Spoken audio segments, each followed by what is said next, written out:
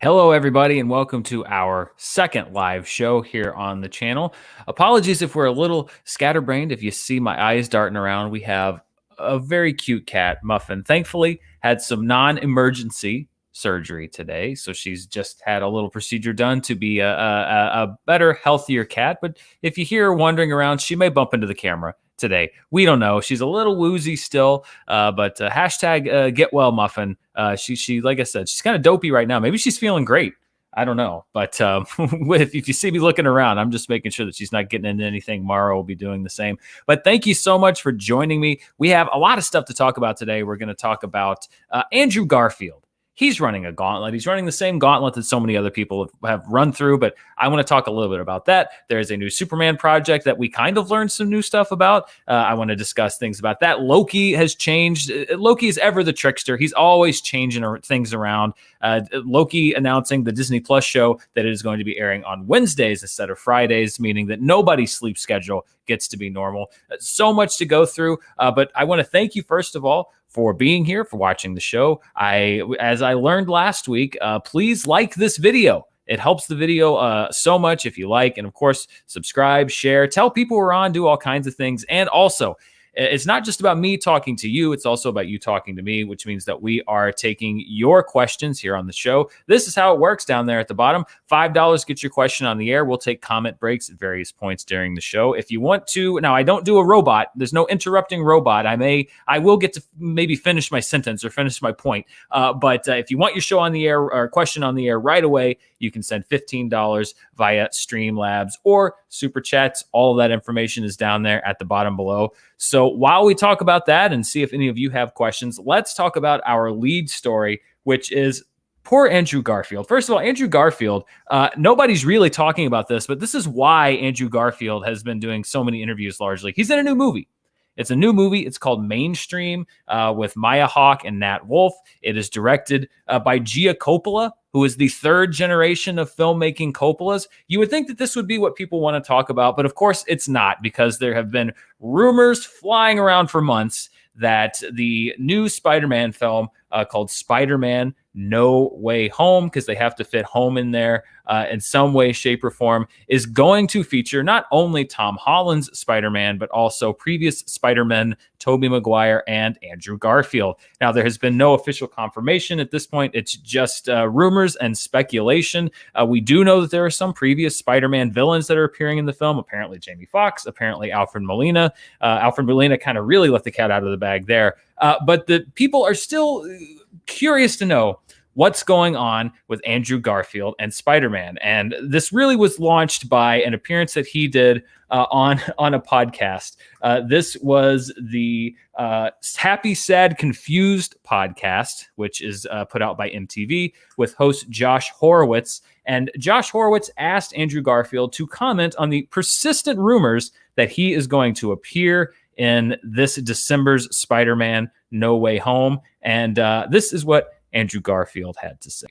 You know that game? I think it's kind of similar, where it's like you're convincing everyone that you're not in the mafia. Right.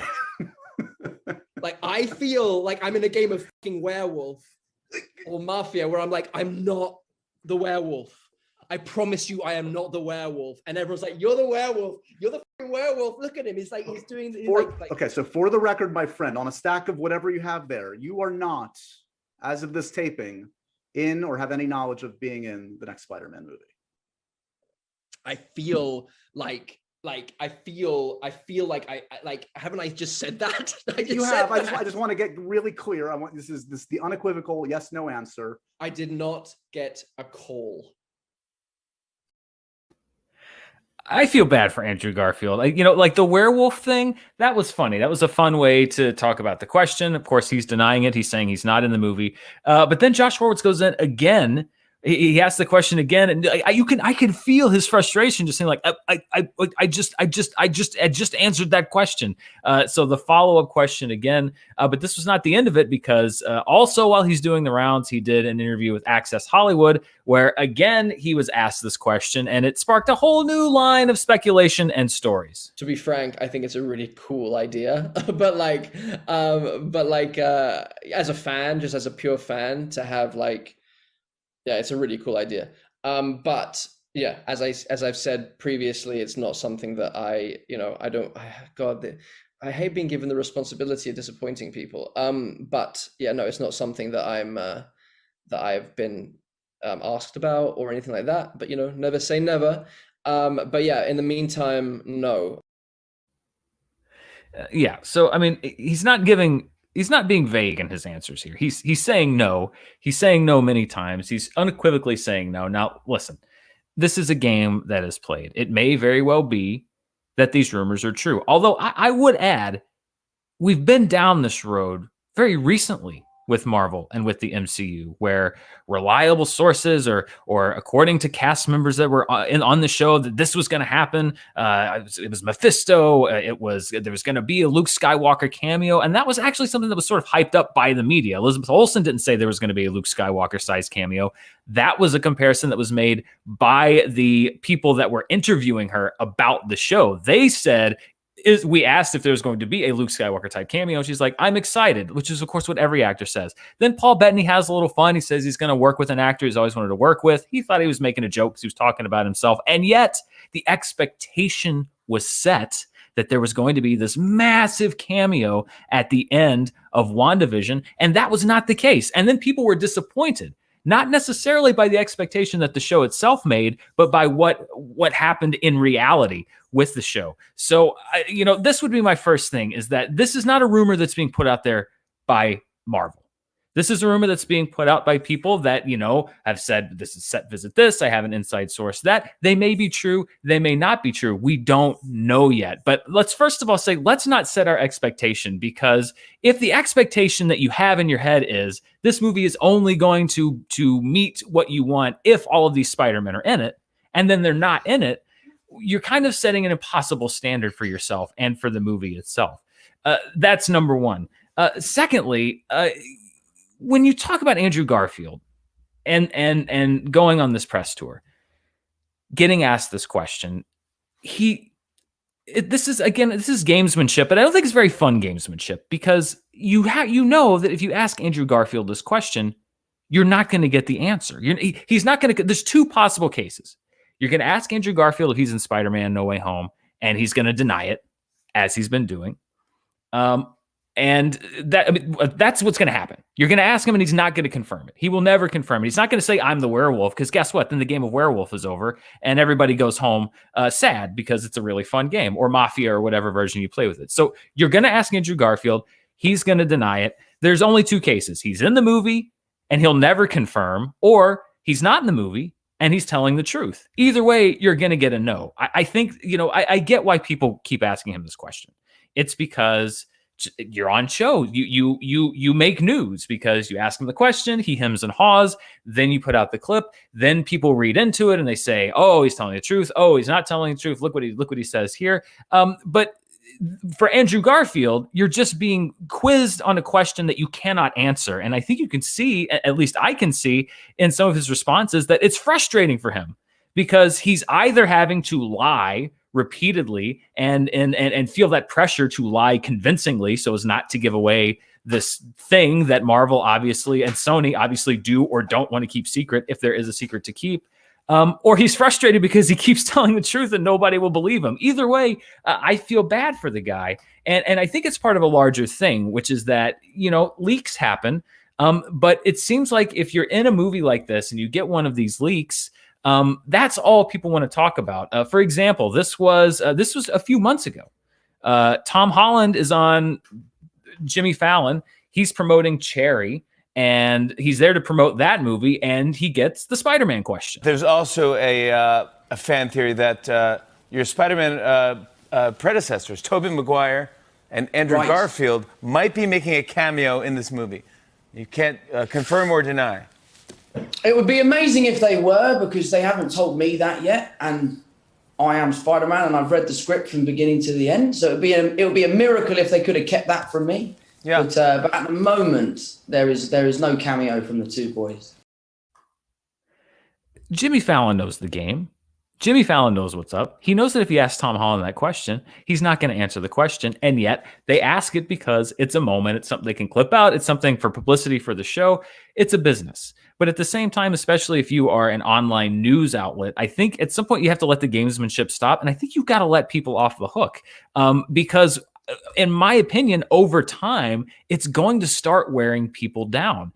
We've seen evidence of this before. A clip that I was able to pull up, I remembered back in early 2017, Ben Affleck had this movie called Live by Night, which was not a big hit, but he was out there trying like hell to promote it. And all of the news was around Justice League, and all of the news was around, are you going to direct Batman? At that time, he was attached to direct Batman. And every time he would try to go and promote Live by Night, he would just get Justice League and Batman questions. And I feel bad for Affleck too, because you can see the frustration here. One of those things that's really frustrating because like with Live by Night, it took me a year and a half to write it and get it ready. And I worked really hard and it's just nobody gave it.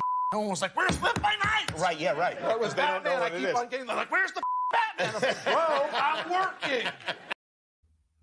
I mean, the Live by Night, this is a movie that the guy was in. It's a movie that he directed. It was a lot of time and a lot of effort. And yet it was Batman question after Batman question after Batman question.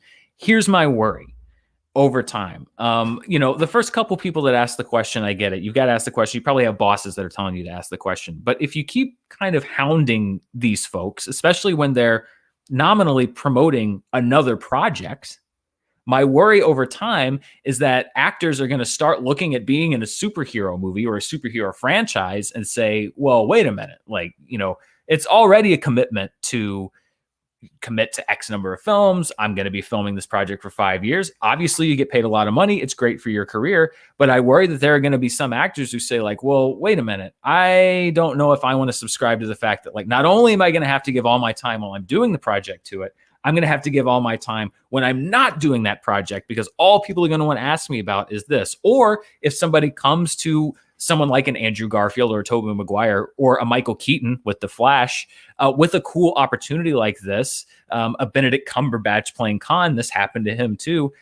Are we going to lose maybe really cool things because an actor will say, well, I like the idea, but if this leaks out, then I'm never going to be able to get away from it. And it's all people are going to ask me. It's going to drive me crazy.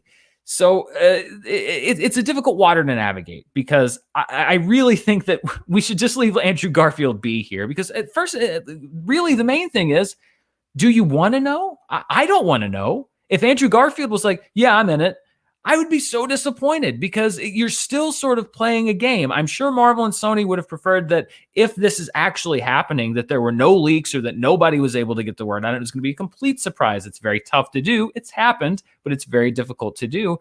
But you don't want him to come out and say this. And I don't know what this thirst is to be like, ask him the question, because aren't you going to be unhappy with either answer? If he says no, you're not going to believe him and you're still going to believe he's in the movie. If he says yes, he's just spoiled the movie. So in my opinion, I think we should let Andrew Garfield off the hook a little bit here. He's either in Spider-Man No Way Home or he's not in Spider-Man No Way Home. But my plea would be, you leave the guy alone. We're only a few months away. I know it's been pushed and we're eager and we're hungry for these movies and we want to see more of these movies, but let's let the guy promote his other projects and we'll all go buy tickets. If you like Spider-Man, we'll all go buy tickets. We'll check it out. We'll find out for ourselves. Let's leave Andrew Garfield alone. Give the guy a break. We already have some questions that people have donated for. So thank you so much. Josh L., thank you very much. Hey, Dan, what's one movie that horrified you as a kid, but that you love as an adult? Mine is Starship Troopers. Well, I know that one that definitely horrified me as a kid was Superman 3, when the lady got turned into the robot. That was a horrific piece of body horror. I still think it's really creepy, but I can't really say that I love that movie as an adult. It's not terrible, but it's certainly not great. It's way better than Superman 4, but that's not saying much. A lot of it was TV. Like I was terrified by the show Unsolved Mysteries as a kid because I'd watch it and I'd be afraid that like ghosts and aliens and whatever else were going to come get me at night. I actually like Mara and I sometimes, I think they're still on Amazon Prime. We would fire up reruns of Unsolved Mysteries, the old one, the Robert Stack ones from like the 80s and 90s. I love watching that. But when I was a kid, they would terrify me. They would absolutely terrify me. So it was more TV than movies because I've never really been drawn to horror. The Wicked Witch of the West always scared me when I was a kid, and now I love that performance from Margaret Hamilton. I think it's one of the great villain performances of all time. So that would probably be one that really, really scared me when I was a kid, but that I love as an adult. But I would say it's way more TV than it is movies. Thank you so much, Josh, for that question. We're going to take a comment break after this next story for the rest of your comments. Or if you want me to jump in and ask your question now, you can donate 15 or more to the Streamlabs and Super Chat below. That is on the screen. But one last clip that I wanted to play, just because it's one of my favorites. And I love the Collider crew. I think when I say people know what they're doing, I think Frosty knew what he was doing with this. But before we move on from the idea of people reacting to being asked about their movies over and over again, I would also advise if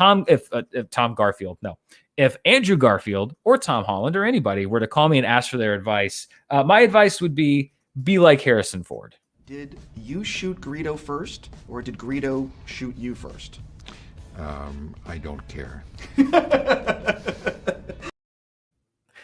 That is, without a doubt, one of my favorite clips of all time. Let's talk about our second story here. And it's actually an announcement that was made quite some time ago, which is that Warner Brothers is going to be developing a new Superman project. It is not a Superman project featuring Henry Cavill, which a lot of people are very upset about, especially after the reception for Zack Snyder's Justice League. They're looking at another Man of Steel movie, or hoping that they would make one. This is one that is being produced by J.J. Abrams. Ta-Nehisi Coates has already been set as the writer for the film. It is going to feature a black Superman. And there was a story that came out yesterday. The Hollywood Reporter published an article that came out. It detailed the project a little more. We didn't learn a whole lot. It was really more about the fact that they're now looking for a director. It looks like it is going to be a black director. They have met with several. We'll see who they pick, but the script is still, it's in very early stages. I read the article and I was like, okay, that's interesting. It didn't really tell us a whole lot that we didn't know, other than, here are some possible names being thrown out, a little tidbit of like where they might be going. But then I noticed that it was exploding all over social media. And I was very curious about that. And so I looked into it, and there's a couple things I wanted to say, which is that, first of all, the thing that I saw was that yesterday was Henry Cavill's birthday, which, by the way, Henry Cavill, happy birthday. I'm older than you, which does not give me a complex in any way, shape, or form, only by a few months. But it was Henry Cavill's birthday, and I saw so many people just railing Warner Media and Warner Brothers, saying, how dare you? How dare you fire Henry Cavill on his birthday? How dare you announce you're replacing Henry Cavill on his birthday? Which, if they had done that, would be pretty cold-blooded. But this is an example where I think sometimes on social media, people will take the wrong impression from something, and then that becomes the narrative about what's going on. Because Warner Media and Warner Brothers did not make any announcements yesterday. They didn't announce anything new. First of all, this was an industry story. This was a trade story from Hollywood Reporter about a project that Warner Brothers had announced a couple of months ago. But this is not an official statement, first and foremost.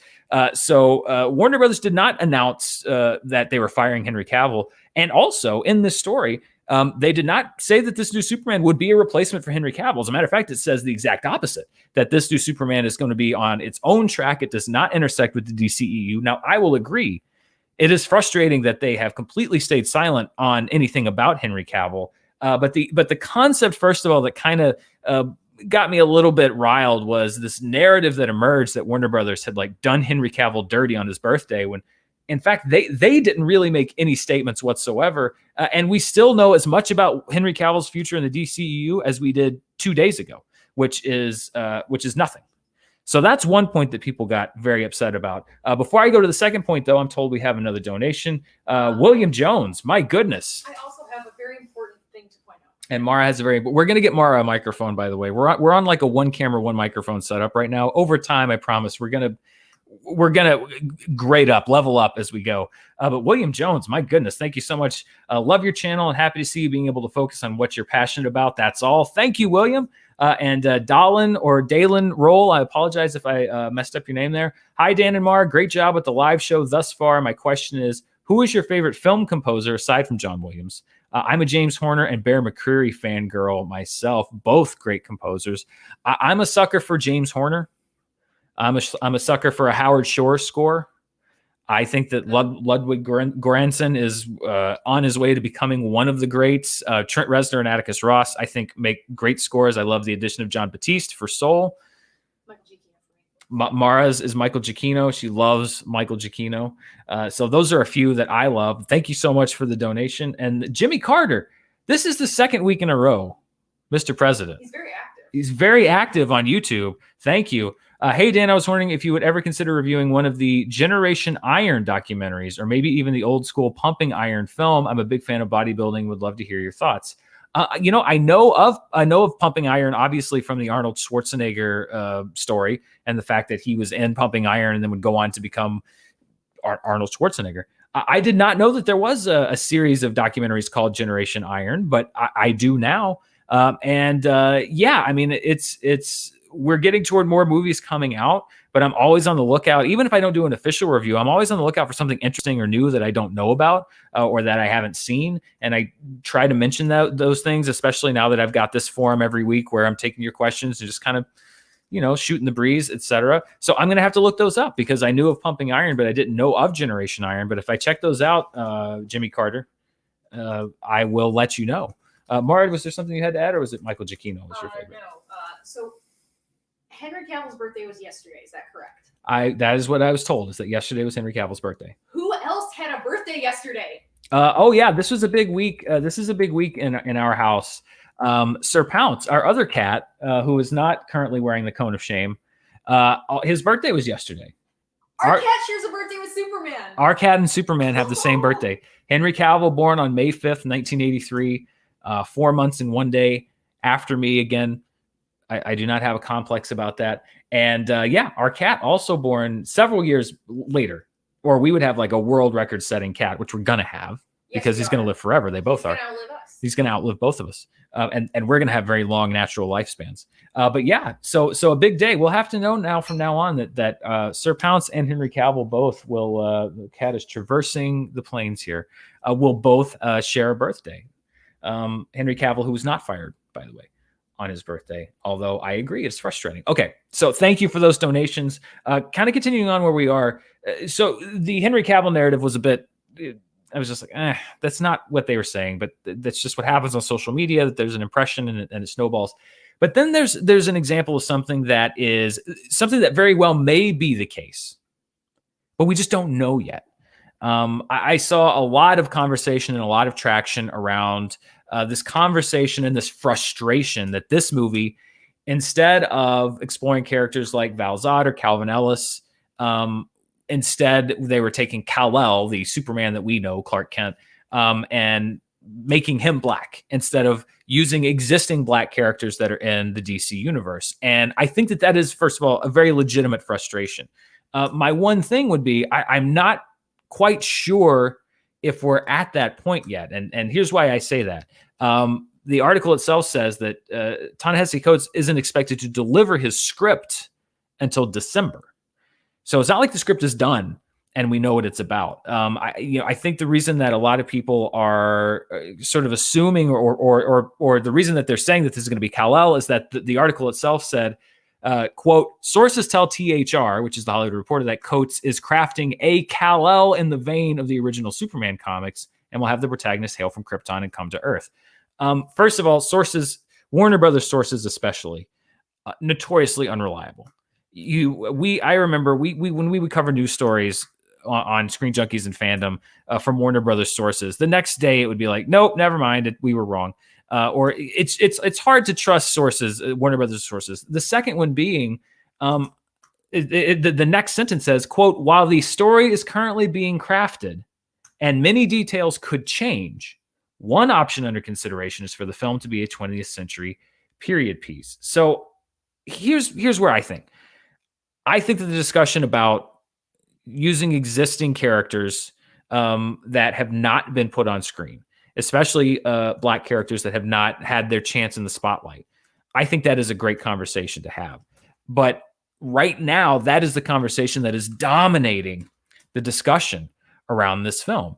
And, you know, when I read that, which is that the fact that it is Kal-El, and it may well be Kal-El. It may well be Kal-El. But right now, that fact is coming from sources at the studio, with the caveat that these details could change, and the caveat that the script is 7 months from even being completed, for being turned in. It kind of ties in back to the thing with Andrew Garfield, where sometimes if you have a rumor, if you have a leak, whether it's true or not, it becomes the dominating story about the show. With WandaVision, the dominating story going into the last few weeks was this thing that there's going to be a cameo on the level of Luke Skywalker, which was kind of a conflation of a question that was asked of Elizabeth Olsen and an expectation that was set up by the article, not Elizabeth Olsen herself. I worry here that it is so early in the process that the narrative about this film is potentially based on something that either could change if it exists, that he is Kal-El, or could turn out to not be. Maybe it is about one of these other characters. We just don't know. I think it just kind of goes down to, it falls under so many different things. Fandom itself, lowercase f fandom, the media, the movie media in particular, of just being in the moment right now and taking every little morsel of information and just spinning this narrative out of it because that's what's clicking today. That's what's selling today. But that may not be the case. You know, talking about Andrew Garfield being in Spider-Man No Way Home, we're not going to know the answer to that, but we're going to keep doing it because it keeps clicking. It keeps, you know, we keep getting traction out of that story. You know, the idea of like this discussion about the Superman movie, it's so early. We don't yet know what's going on with the Superman movie, but today's story is these things. Henry Cavill, even though that's not really what's happened, or we don't know if that's what's happened. And, you know, the idea that the movie may go this way, of course you can explore possibilities, but when you make it the narrative about a movie, then I think you derail the narrative, and it's not always fair to the filmmakers behind the movie, to the actors involved with the movie. And this is something I'm very passionate about. It's speculation is always going to happen, always, and there's always going to be rumors. There's always going to be I want to see this character, I don't want to see that character. That's part of being a fan. But I think the thing that and I have to throw myself in this pool too. I think the thing that everyone has to be careful about is to not take it too far down the line to where that's the narrative about the movie. It can be part of it, but don't make it the whole thing. There's a lot of things going on in Spider-Man No Way Home. To make it just about the Spider-Man, I think, is to miss maybe some other cool things that you're not paying attention to, or, you know, to jump to to think that these things, based on a couple quotes from studio sources, that this is what the Superman movie is going to be about. Maybe, you know, it just becomes a discussion that's a moot point in 2 or 3 months because we don't know what the story is really going to be. So, you know, caution, take a moment. That's always what I like to say about these projects, but we'll see. And like I said, the discussion about Kal-El and the fact that if you are just taking this character to the expense of not bringing existing characters to the screen that, haven't had that spotlight, I think that is a great discussion to have. I just think it may be a little too early to be having that discussion. Let's read, first of all, some of the comments that came in from the $15 and up, and then we'll take a little comment break and read some of your questions, and then we're going to talk about Loki. We're also going to talk about someone who sadly passed away, who was I did not recognize the name, but when I saw the face, a lot of great memories came flooding back. So we're going to talk about that person. But first, let's talk to Eric Ferris. Very generous. Thank you, Eric, so much. Thanks so much for all you do to elevate the discourse around movies. If you don't mind backing up to the Oscars, did you watch Two Distant Strangers? I felt like it was a ham-fisted attempt at addressing an important issue and did not deserve the win. Usually I try to hit the short documentary and short film, live action, animated. But this year, because I had missed so many of the Oscar nominees, usually I'll see a lot of them in theaters. I didn't this year for obvious reasons. So I was still catching up to a lot of the bigger, not bigger, but, I hadn't seen Another Round. I hadn't seen Hillbilly Elegy, some of the ones that were nominated in the acting and directing categories. I didn't have a time to go back to the shorts. So I haven't seen Two Distant Strangers. I have seen, again, and I think it's a healthy conversation to have. I've seen people that are lauding it, and I've seen people that are saying kind of what you say, that it's on the nose, that it's obvious. I saw that there was a controversy brewing around it, that there was a similar film that had come out earlier, and questions around, was that influenced to this movie that later went on to win an Oscar? So I can't really speak to Two Distant Strangers other than the fact that I've definitely seen the conversation around it, and I'm anxious to see it because when you see a movie that polarizes people like that, it's always nice to be able to see it and weigh in on that. Andrew Zarante says, thank you, Andrew. Dan, thanks for all that you do. I have a suggestion for an obscure or underrated film to present as a pick for my movie club. I'm sorry.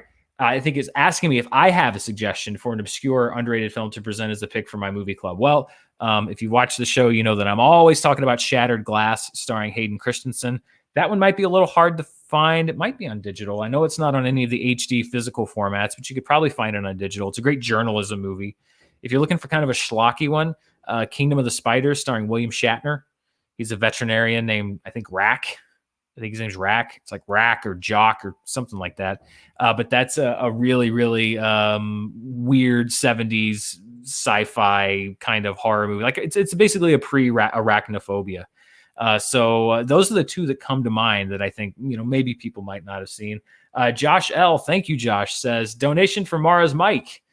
We have one. To be fair, we have one. We just don't have it hooked up. I'm still learning all the OBSs and everything of the world. I need some more technologically proficient friends to help me out. And to Sir Pounce, my cat Jeremy's birthday is 4/20. You can guess how we celebrate. Well, I hope that in a healthy way for Jeremy. I mean, I hope that Jeremy doesn't overindulge. I love that a cat has a person name. Jeremy. That the cat's name is Jeremy. Not Sir Pounce, not Muffin. Jeremy. Jeremy. I like animals with human names. My first dog's name was Max when I was a kid. And I think that's cool. Although that's like a very common dog name is Max. If you hear a weird noise, it's because the cat is like rubbing her face against the door. She really wants out, but we've got to keep her supervised. So that's that weird noise that you might be hearing. Plus, she cannot understand what's going on with this collar that she's got on. She hasn't had one on since she was spayed. Yeah. 8.5 years It's been a while. Let's read some of your other comments. A3 says, how successful was the Snyder Cut really? I've only seen Samba numbers, and they didn't seem nearly as good as WB's newer films put on Max, plus the additional $70 million put into it. Any thoughts? That's the literal $70 million question. We do have these places. Samba, they rate, they say, oh, this amount of minutes was spent watching, but some of them is by total 5 minutes watching. Some of it is by total hours watching. You always have to look at what the metrics are. I've seen those numbers as well. That would suggest that things like Godzilla versus Kong and Mortal Kombat, not only did they outperform Zack Snyder's Justice League, but they outperformed it significantly. But the fact of the matter is we don't have those raw metrics. And even things like Samba, that's all based on estimates, how they're able to grab data. It's not a comprehensive thing. Of course, Nielsen ratings are kind of a sampling, but we don't know if they're able to have that same kind of statistically accurate sampling with all of these new services. So the thing is, I don't think we'll ever really know how well the Snyder Cut did, because it's not only about minutes watched, it's also about, if you had, if 50% of the people who watched Godzilla versus Kong were already subscribers, but 90% of the people who watched Zack Snyder's Justice League were new subscribers to HBO Max and brought in a much larger amount of new people, then that's its own metric. And I would suspect that that's the one that Warner Media would care more about. It's not how long did people watch it. It's, did we bring in a bunch of new people to our service? Because, I'm sure that they love keeping subscribers, but a subscriber watching something that a subscriber that they already have watching something that they're putting out, that's nice and it might keep them around, but they want to bring in new people. So that's the other thing we just don't know. How many people came to HBO Max just for Zack Snyder's Justice League? They may have those numbers internally, but I doubt that we will see broken down by movie those kind of numbers ourselves. That's the weird thing about streaming. It's a tough thing to measure success. John Getz says, are we sure Andrea Garfield isn't Mephisto? Oh, sorry, Andrew. Are we sure Andrew Garfield isn't Mephisto? His one movie, he said something about a devil or something, maybe. I don't know, but I'll make a clickbait video about it. John, if you do, I promise you it will get 5 times the viewership of this video. Moderation does not click. I learned that from the SEO CEO. I'll start that rumor, though. Yeah, Andrew Garfield's playing Mephisto and Spider-Man. That's what I heard from myself. Henry Smallstig says, hey, Dan, understand if you don't want to answer due to past negative experiences with fans, but what are your thoughts on the Clone Wars series so far? Yeah, like, you know, I got a little, as I said, in my feelings about the whole the morning after the Mandalorian, just because, you know, I kind of came down on the other side of Luke Skywalker, and I felt like people were being a little harsh. In retrospect, it wasn't that big of a slice, and I'm not really driven off from talking about anything Star Wars. It's really certain things, like at a certain point with Last Jedi, I was just like, this conversation is not productive anymore. Everything's been said. Everybody's entrenched. You're not going to bring anyone over to your camp. But I generally like to talk about Star Wars.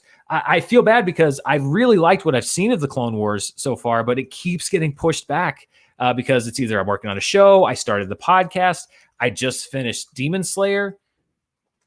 Breaking news yesterday, we finished the first season of Demon Slayer, so we're going to go see the movie, I think tomorrow if we can, and then I'm going to try to put out a review either this weekend or early next week. A lot of times it just seems like whatever is pressing that like I have to do right now gets in the way of Clone Wars, because there's so many times that Mara will tell you, I'll be sitting on the couch and I'll say like, hey, let's watch another Clone Wars episode. I'll be like, oh no, wait, I've got to watch this movie for the podcast, or I've got this, that, or the other.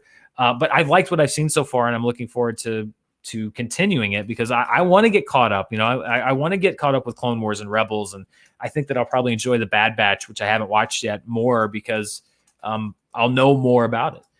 Let's see. John Getz, again, thank you, John Getz, says, I'm in complete agreement with you about spoiling movies with surprises before they come out. That's why I stopped watching trailers after Age of Ultron spoiled the movie, unless I need to be sold on it. Yeah, I avoid trailers too, largely at this point, because what if you're going to go see the movie? Why I want to go in as uninformed as possible, not uninformed like, well, what movie is this? But I mean, like, I don't want to know what's in the movie. I haven't watched anything for Army of the Dead, for example, because I heard the trailer came out. I heard it looked great. I like the cast. Zack Snyder already made a great zombie movie once.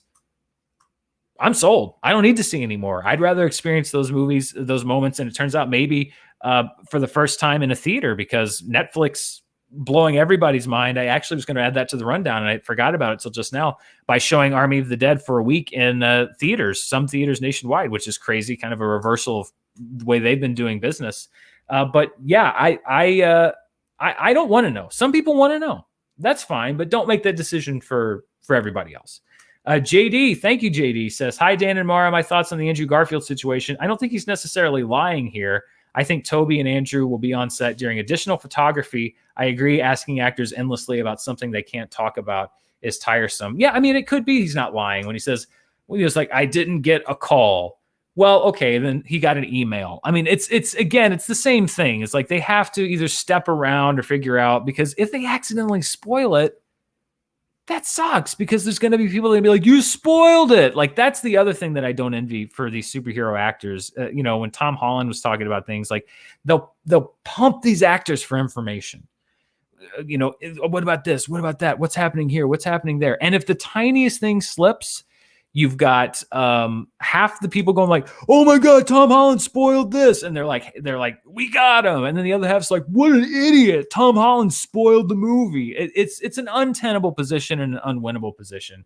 And it's why I would understand some actors, if they were thinking about signing on to a superhero movie, would think like, maybe not. Let's see if we've got any more $15. Thank you, Corey.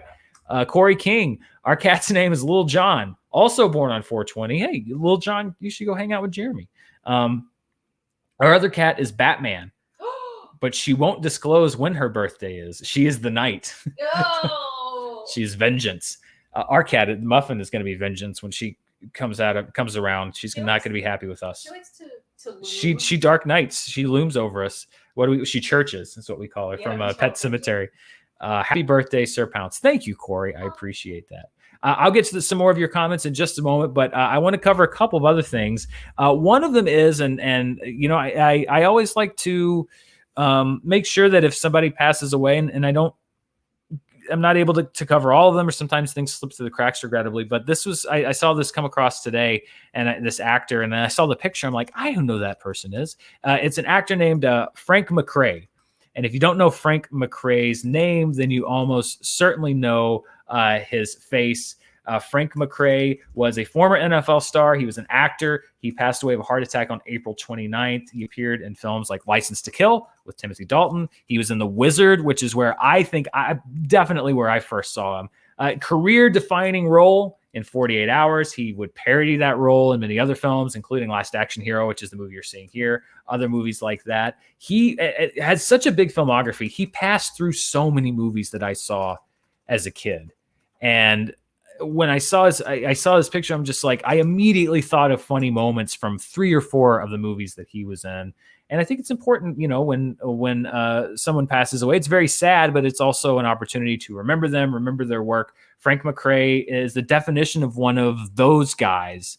I'm sure a lot of people knew his name and a lot of people knew his face. I was a little on the young side to have remembered him from 48 Hours and License to Kill. So, I knew him as the police captain or the truck driver from The Wizard. But I think that's one of the gifts that people who have talent and who are in these projects leave us is you can think of their work and it makes you smile or laugh or cry or whatever. And that's just such a beautiful gift that they leave us.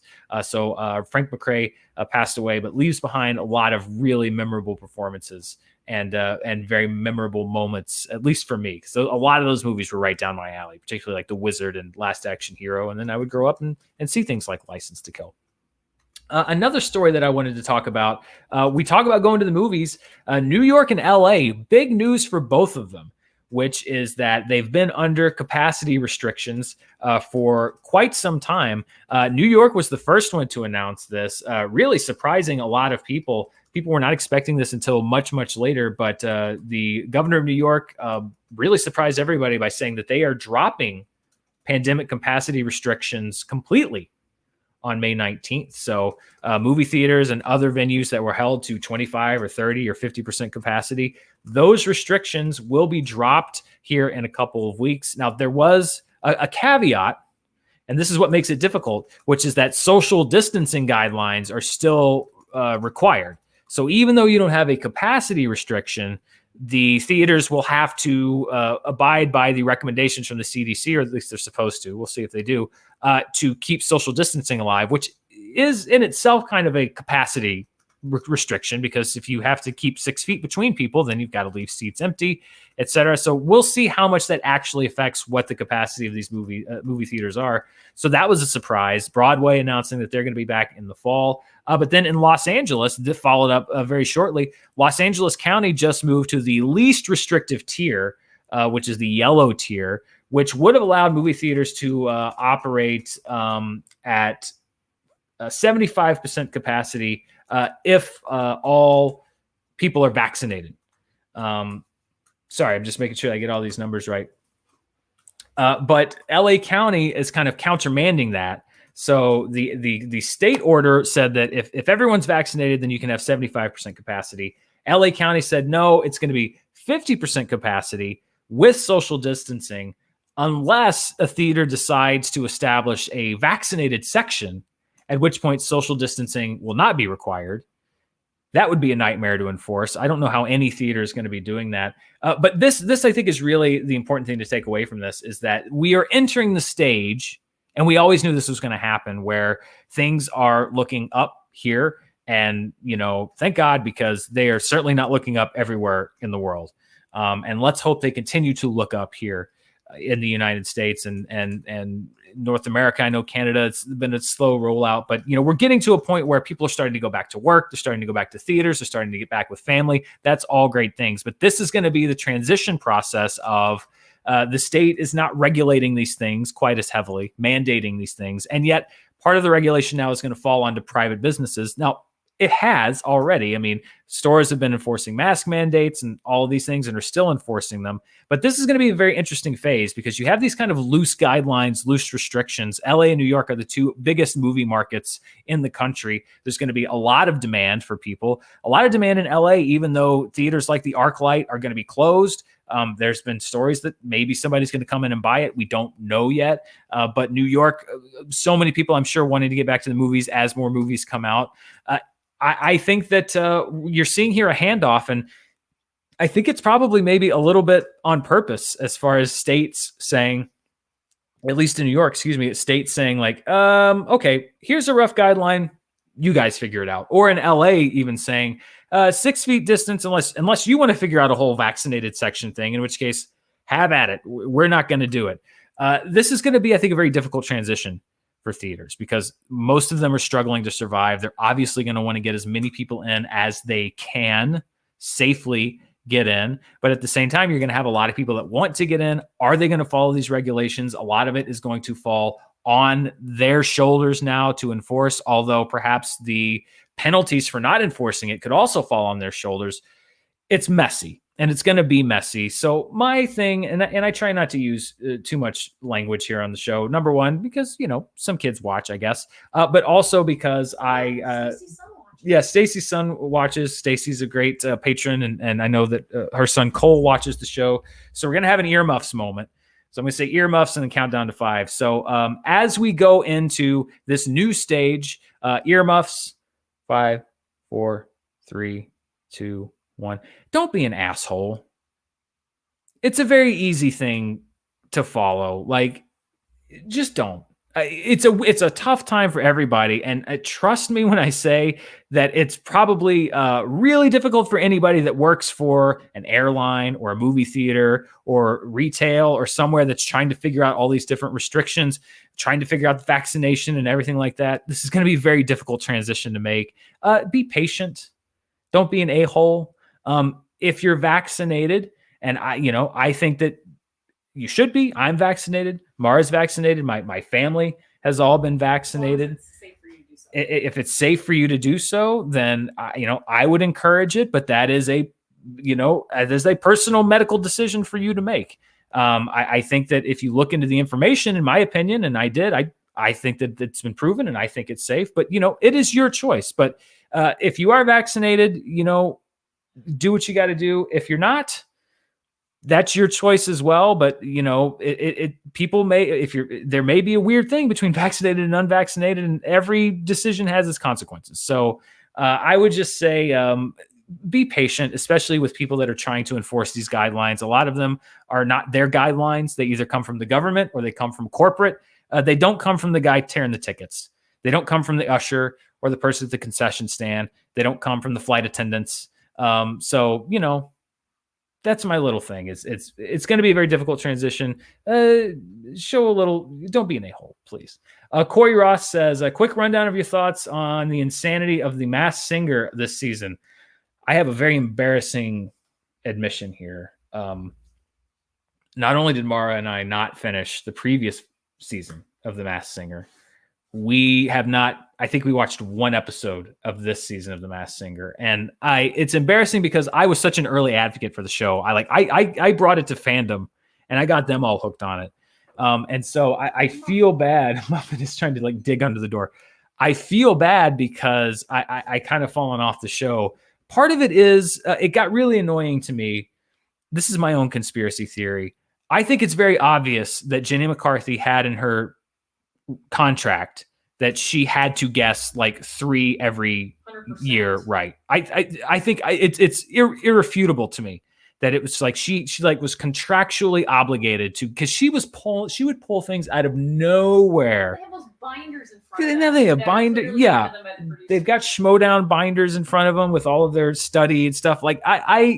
I didn't like the judge things anyway. I don't think that the judge segments are necessary. But when it became obvious that some of them, I think, were being contractually required to get them correct because they probably want to look like they know the game, it got a little meddlesome for me. And then there was, when I stopped recognizing half of the people, it also was just oh, it's that, honey, who's that? And I had to Google it, and it's because I'm old, but for example, I don't know who JoJo Siwa is. I do now. She seems delightful. At the time, I didn't know who JoJo Siwa was, and they were like, JoJo Siwa. I was like, all right, cool. I knew her because of Brad Mondo. Mara knew about her ponytail. Mara knew because she watches Brad Mondo. Now that I've, it's kind of like when you know somebody, the kind of car somebody drives, and then you see that car and you're like, oh, that car. Now I've seen different stories about JoJo Siwa, and it's it looks like she's doing great. But at the time, I'm like, I don't know. And it kind of made me feel a little bit old. Like well, should I admit this? What? I didn't know who Ninja was. I didn't know who Ninja was. I still don't know who Ninja is. He's a streamer. He streams. The thing that you hang up at parties when Yeah, you're 9? he's a party streamer. Yeah. I'm drifting out of touch, and I feel bad. But so part of it too was like I felt like it was losing me a little bit. But we have them all recorded. So there's gonna be a day where we just sit down and we're like, let's catch up on the Masked Singer. So I'm sorry, Corey, I don't have any rundown on my thoughts about Masked Singer. Eric Grebner, thank you, Eric. Frank McRae was supposed to play Leon in Blade Runner, but Brian James came in with a last-minute audition that impressed Ridley Scott that led to McRae being available for 48 hours. Love you guys. See, what's the thing about opening a door and shutting a window? I mean, who knows if he would have broken out the same in Blade Runner? But like I said, him not getting that big Ridley Scott movie let him be in 48 hours, which, like I said, ended up being this kind of thing that would help to push him to other things and made him very beloved things. So sometimes things just work out for the best. Let's see. One thing before I get to the rest of your comments, Loki. Loki is changing. Loki's such a trickster. Loki's always mixing it up. Loki, which is premiering on Disney Plus in June, was originally going to be hitting on Friday, as all of Loki's shows do. But Tom Hiddleston took to the internet to say that that Wednesday is the new Friday, and that Loki will now be premiering on Wednesday, June 9th, instead of Friday, June 11th. And the show will continue to stream on Disney Plus on Wednesdays. So for everybody that was getting used to that schedule, as I was, that's how I've done even though I didn't review Falcon and the Winter Soldier in real time, I would stay up every week and watch it at 2 a.m. here, 12 p.m. on the West Coast, just to see what was going on. And I, people post to Twitter, and I just want to make sure that I'm not spoiled on things. So I was already used to, like, on Thursday nights / Friday mornings staying up late. Now it's going to be like Tuesday nights / Wednesdays, and then who knows, they may stack schedule like Mandalorian. We're all going to be vampires, is what I'm saying. If you have a friends and family members who watch these shows and do reaction videos or recaps or reviews in real time, they're basically working the night shift at this point. We are vampires. I mean, it's pretty much affected our whole sleep schedule. Like, it just persists because, like, we'll be on a weird schedule, and so I'll just be like, well, let's just roll with it. And then just in between shows, we're like, well, why adjust back? We just have to go back in a month. So, like, we stay up super late and sleep late. I would be in favor of them shifting the time to later to make it like an evening premiere. Like, I guess I understand why they do the big midnight premieres, but part of me is like, let's all watch it together, because I still am a little sensitive. Like, I don't like putting big images in my thumbnails for the show because it's hard for me to put out a video at 9 a.m. with a big spoilery thumbnail. And if somebody says something, they'd be like, well, you should have watched the show. Like, not everybody can do that. People have work. People have kids. You can't do that. It'd be nice if everybody could have the chance to watch it at the same time, but they can't. So, a lot of weird round-the-clock hours for a bunch of people. So stay tuned to that. Let's get to the rest of your comments. And then I think that's the last. Oh, yes, I'm being told to remind you to smash the like button. Squish it. I'm sorry. I'm being told to tell you to squish the like button. Don't forget to squish that like button like it was a grape, like a fine wine. I don't know anymore what I'm saying. You're tired. Hit that like you button. Did not get a lot of sleep. I didn't get a lot of sleep. We had to take the cat to the doctor this Yeah, morning. we got up early to take the cat to the vet, so I'm a little weary. Plus, just kind of talking about Andrew Garfield and Spider-Man, it takes it out of you. Matt Chapman, thank you, Matt, donated, said, I'm on a pizza run, so I'm listening as I drive. Who would you like to see direct this new Superman movie? Part of me would really like to see what Boots Riley would do with Superman, or really any superhero movie. I mean, I would love that. I think that's the question is the studio going to take a hero? Because you've gotten things like Guardians with James Gunn, and where you take these kind of offbeat heroes. I think the closest we may have gotten is Thor with Taika Waititi, and that was a huge success, but kind of given them to a director that has like this very distinct style. I would also love to see what Boots Riley does with Superman. Like, even if it's not Kal-El, it's still the iconography. It's like the superhero iconography. I would love to see that. The name that I always keep coming up with, and I saw mentioned in the article that THR ran, is Shaka King, who just worked with Warner on Judas and the Black Messiah. I think that would be interesting. But part of it too, I want to know, I want to have confirmed for me exactly what the story is going to be, because I think that also informs who the director is going to be. Sarah, thank you. Sarah said, "Hey Dan, super pumped. My local Regal is reopening next week." Oh, that's awesome. I heard ours, one of the ones near us, is actually opening in the next week or two. The majority that didn't open for Godzilla vs. Kong are opening in the next 2 weeks. Also looks like they struck a deal with Disney for the rest of their slate, because Raya is now listed as playing Regals tomorrow. Yeah, somebody tweeted that to me as well. Said that Raya and the Last Dragon is playing at their Regal Theater, which is very interesting because that's a Disney Premiere Plus movie. I mean, it's also, I should say, it's also playing. It's a co-play thing where it's in theaters, but Regal had been one of these hardliners that said, like, if you're not going to respect the theatrical window, we're not going to play your movie. Looks like they're gonna. I think at this point they just have to get people in the door, which is kind of where we thought that a lot of these streamers would have these theaters. Is if you're going to play chicken with them, they're going to eventually, the theaters are going to have to blink, maybe, because at this point we've been closed for so long. The dynamic was maybe a little bit different a year ago, and we didn't know how long theaters are going to be closed. At this point, theaters just need to get people in the door. Although Raya and the Last Dragon's been out for a couple months now, at least. Letitia Theobald says, "Hi, Dan. I'm in London, but originally from Brazil. Just wondering if you like any Brazilian movies like City of God. Also, earlier show, please. I'm going to struggle at work tomorrow." Well, I'm sorry, Letitia. I love City of God, actually, specifically. I haven't really seen a lot of other Brazilian films. You should mention Movie Club. Yeah, Movie Club, actually, over on Patreon. Thank you, Mara. Mara is my Synergy consultant. My Patreon Movie Club this month is actually international films. I put it up to a vote. City of God was actually on the list of movies. It missed out by like just that much. But we every month we'll bring it back. Yeah, every month we watch different movies based on different themes. This month it's international films. I put several of them up to the vote. We're talking about 4 this month. We're talking about Parasite, Princess Mononoke, Let the Right One In. And did Pan's make it? Pan's Labyrinth did not make it. It was 1 vote shy. Oh, Cinema Paradiso was the 4th one. I don't know why you didn't vote. See? Every vote counts. Cinema Paradiso was the 4th one. So a lot of great international films. We're talking about that. So if you want to check that out, I'm over on Patreon, patreon.com/Dan Murrell. We just announced the movies, so you can come in and talk about those movies with us. JD, thank you again, JD. I'm intrigued about this Superman film with a black lead and director. My money is on Shaka King on the list of current names. Just got WB a lot of notice for Judas and the Black Messiah. I see potentially a lot of crossover of ideas between the films. Again, I think we'll see what angle they're coming at it from. But I'm anxious to see who they get, because I think they're going to get a very exciting name. I really do. Dallin Roll. Dalen, thank you. Dalen Roll says, "An extra donation for mentioning the underrated Shattered Glass. Hank Azaria and Peter Sarsgaard are great in it."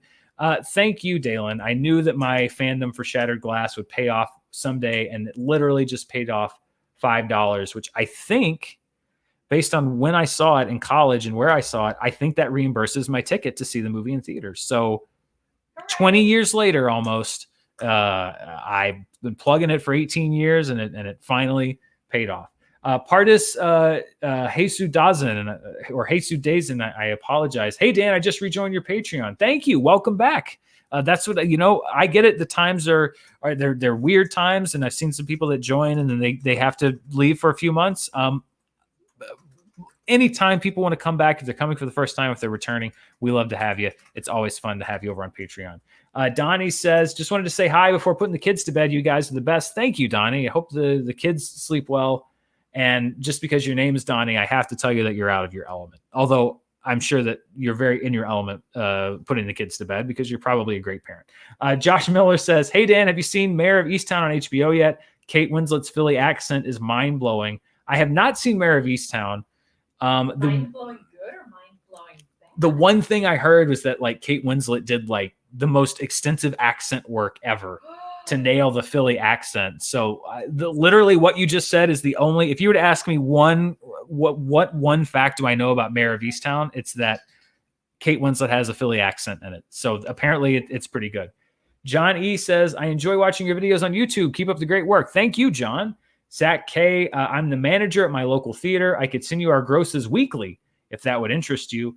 Love the show. Ooh, that's an interesting prospect, Zach. I don't tweet. Can you? If you can tweet me. That could be interesting. We could do like a little thing on charts, just like the spotlight on wherever your theater is, Zach. Yeah, if you can tweet me or figure out how to get a hold of me, I might follow up with you on that. If that's okay. I don't want you to be like smuggling illegal, like if it's like state secrets. Yes. If it's state secrets from the government, I don't want you to violate that. If it's protected data, I don't want you. But if you can send it to me, I'd love to have it. I have my own little private box office reporting. Let's see. You have a field reporter now. We do. We have a field reporter. John Getz. Thank you, John. Again, since I spoke Demon Slayer into existence last time, I'll go ahead and add a request pending the success of the Demon Slayer reviews for My Hero Academia. It is also seasonal and pretty fast paced and overall just an excellent and accessible show. Yeah, I've got Ben was telling me about Attack on Titan, which he loves. That's the thing is I always said that, I was getting into the movies. This is my first Demon Slayer is my first anime series ever that I've watched. And it's going to be interesting when I do the reviews to know how many of the things that I liked about it are like in every one of them and or didn't like. There's one character in particular we got to talk about because everyone knows exactly. If you've seen Demon Slayer, I'm sure you know who I'm talking about. I loved almost everything about the show, and I really struggled. Really, at points with sometimes one. It's awesome. It was only when he was on screen that I struggled. But that's one thing I'd be curious. Like, is that just like something that I should? Is that specific to the show, or is that just something you get used to? I'm excited to explore more anime. That's why it's called Dan Explores Anime. I didn't even mean to do that. Ryan R, who I'm going to assume is Ryan Reynolds, says, "Hey Dan, all the love to you and Mara. Just wondering, do you have a favorite Western film?" Ooh. Yeah, you do. It's Tombstone. I do. Thank you, hon. See, she knows me better than I do. It's Tombstone. Tombstone is my favorite Western. I need to see more Westerns. It could be supplanted, and there's many others that I like. Have you seen either the original or the remake of True Grit? They're both very good. I've seen the remake of True Grit. I know that not everyone likes Tombstone. I love Tombstone. When Kurt Russell's... I just mean Haley Steinfeld's incredible. Haley Steinfeld is great. Kurt Russell calls a guy a cur in that movie at one point, which I think is hilarious. And then that scene at the train station where he's got the gun, he's like, "You tell him I'm coming, and Al's coming with me." And his mustache is just like beautiful, majestic. Sam Elliott and Kurt Russell, the mustache game going on there. And then you've got Val Kilmer with the Van Dyke. Just the facial hair in that movie alone would be worth it. But that is, if you haven't seen Tombstone, I love that movie. Odile Jones says, "If Cruella is a hit, will Disney do villain films?" Well, I mean, you could say that Maleficent is in that vein. I'm curious to see where they're going with Cruella. It's kind of tough to come back from where you start with that character, but I mean, the question is, if Disney does anything and it works, then yes, we are going to see Shere Khan the movie. We're going to see spin-off movie of King John from Robin Hood, Monstro, but Monstro's the good guy from Pinocchio. Like, how did Monstro get so angry? It turns out he was misunderstood the whole time. Young Gaston. Yeah, I'm shocked we haven't gotten that already. Sarah donated. Thank you, Sarah. "It seems WB is pushing a huge word-of-mouth strategy for In the Heights by holding free screenings at AMC Regal on Mother's Day to hype the June release. Is this a good strategy, or will it cut into opening box office with Broadway fans who will jump to see it for free?" Yeah, I saw that. I actually was thinking about maybe going to one because there were a couple near me, but we've got plans. I wish they weren't doing it on Mother's Day because we would have gone, but we've got, I'm seeing family on Mother's Day because we can see family now. So I think that it didn't hurt Aquaman. Aquaman did the same thing. They had some screenings that were, I don't think they were free screenings, but they had some advanced screenings. Those were folded in though into the opening weekend. So you could say, well, there's no telling just if there was an end result there. Honestly, I think it means that they are very confident in their movie. And I also think that if you're trying to engage a core audience and the movie's that great, especially Broadway fans who are many of them so passionate about these shows. If it's good and they believe in it, I think they also have the belief that Broadway fans will go back to see it because it's so good, and because they want to relive that. Because Broadway is a very unique thing. If it lives, like that specific performance, it lives once, unless you're doing recorded performances like they did for Cats and other musicals. You can only get it one place. So to recreate that, if they do it in a great cinematic way, I think maybe they're hoping, let's build some buzz, and maybe if it's great and if they think it's great, then the people that are going to go see it for free would be paying customers to come back and see it again. And maybe they'll bring friends. John James says, I'm curious on your thoughts on Mystery Science Theater 3000. I've always liked the corny show, and they are currently doing a Kickstarter, and I enjoy your content. Well, thank you, John. Yeah, I mean, MST3K was something that's just kind of always been there. I remember flipping through the Sci-Fi Channel and it being on. It's gone through so many different iterations. Jonah Ray is somebody who I knew, for a while, just through friends and mutual things. And he's a really great dude. And I'm so happy to see him get that gig.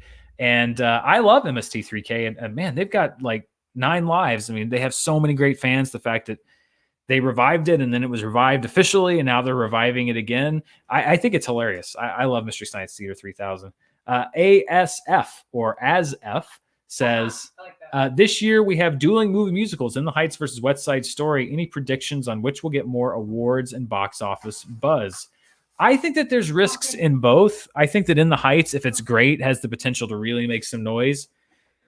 West Side Story is a tough case for me, if I'm being honest, because we've already seen the best case scenario of that movie. It's a Best Picture winner.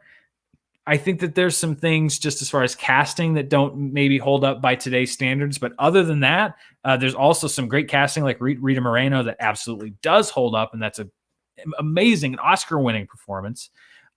So it's like, how much can you improve on West Side Story?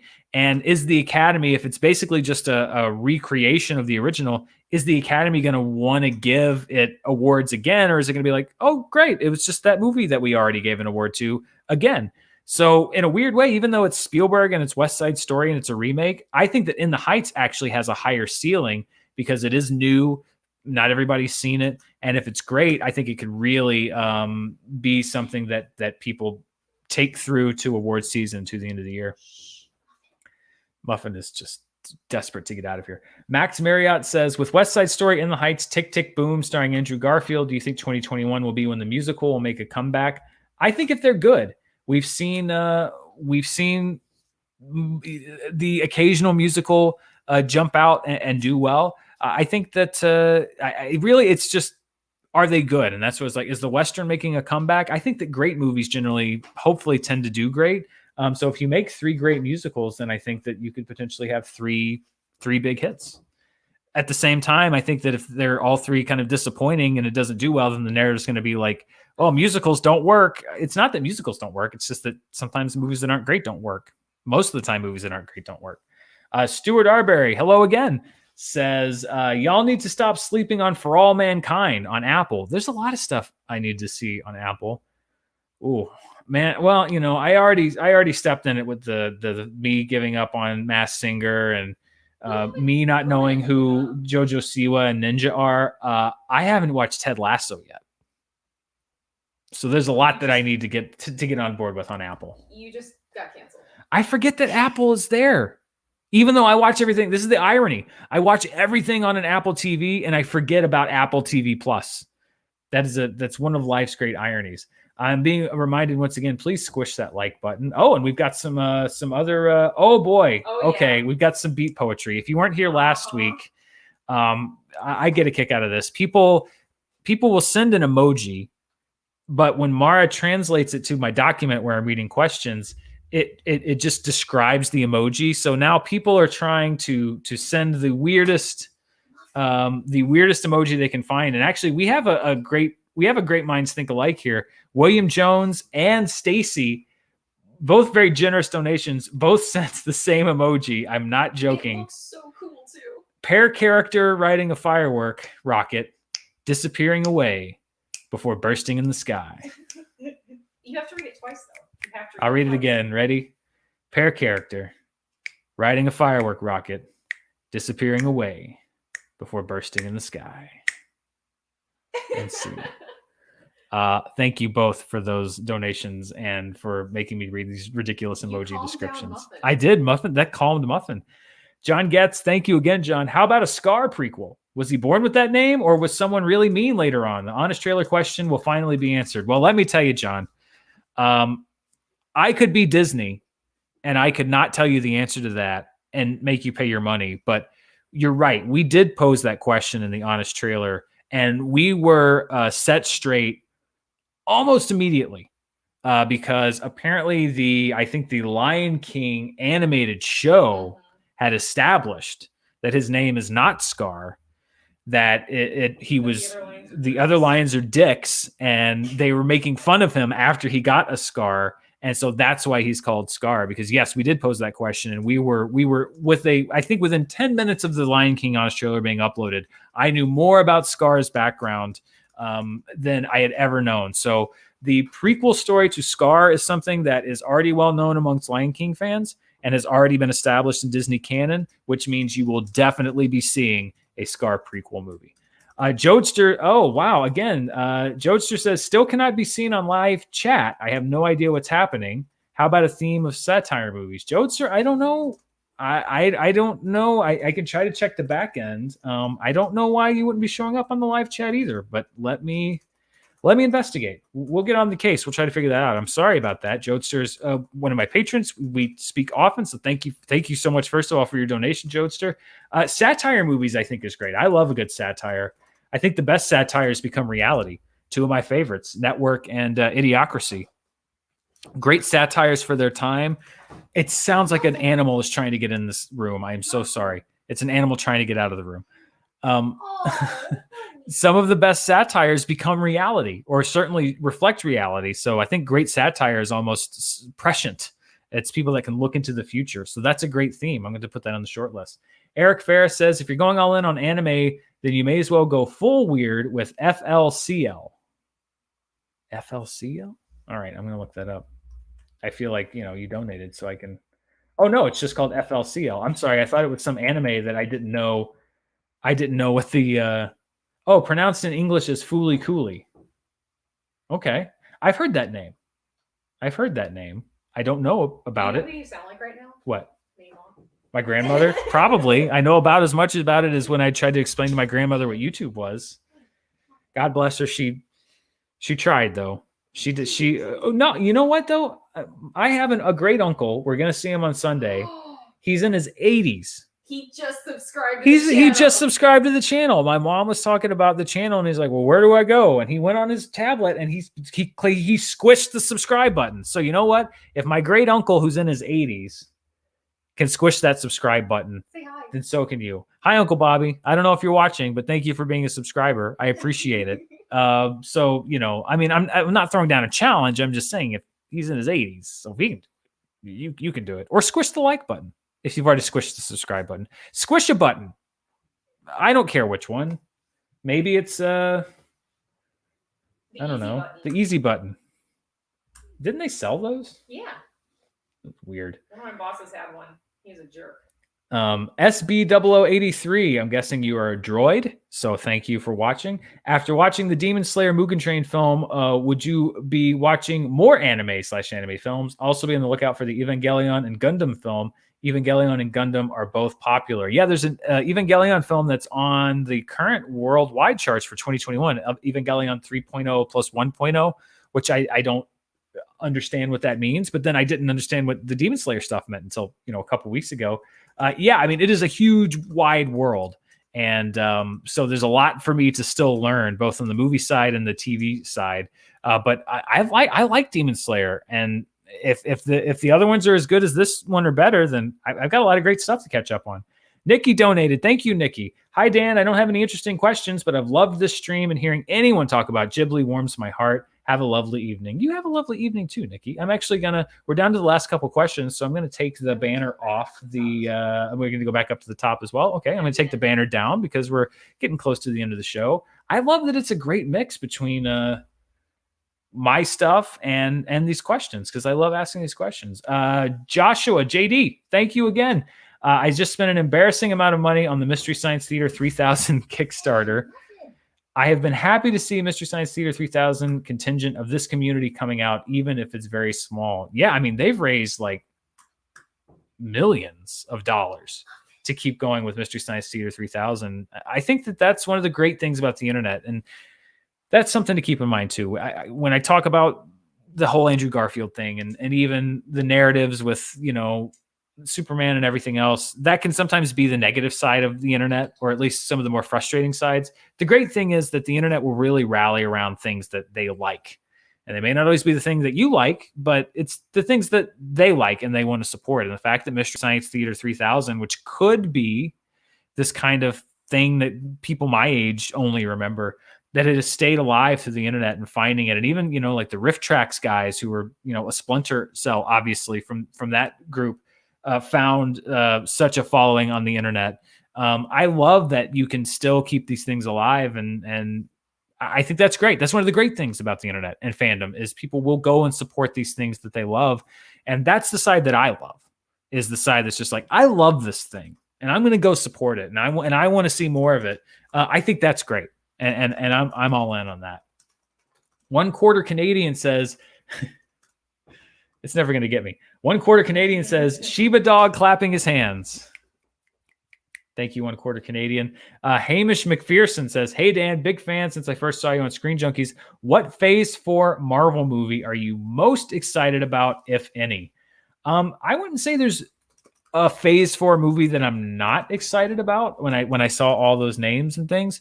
I would say the one that I'm most curious about is Doctor Strange in the Multiverse of Madness, just because there's so many ways you could go. And what is this multiverse going to look like? Is this going to be like the comic book multiverse? Is this going to be more like kind of a Doctor Strange specific thing? You've got apparently Wanda mixed up in this some way. That's the one I'm most interested in. And also because I felt that the bones of the story of Doctor Strange were very familiar, but I thought that the look and the feel of it was so well done. And when you get somebody like Sam Raimi at the helm of that, he's doing that one, right? Yeah, he's doing Doctor Strange in the Multiverse of Madness, right? Or am I crazy? It's Sam Raimi. I'm pretty sure it's Sam Raimi, unless I'm nuts. When you get somebody like Sam Raimi at the helm of something like that, then I think that, and now I'm paranoid. Hang on. 2 seconds while I check that. Yes, it's Sam Raimi. Okay. I have these moments, and I know that I could just say it's Sam Raimi and just keep going, but then I know that I'm going to regret doing that later. So yes, when you get a director like Sam Raimi that's at the head of a movie like that, then I'm super excited. I love what Scott Derrickson brought to the first movie. I'm excited to see what Sam Raimi brings to this movie, and that's the one to me that's just like, this could really stand out and apart from everything else. Josh L says, shout out to Uncle Bobby. Also, fair warning, fan. Fooly Cooley is super weird. Also, Jeremy gets catnip on 420.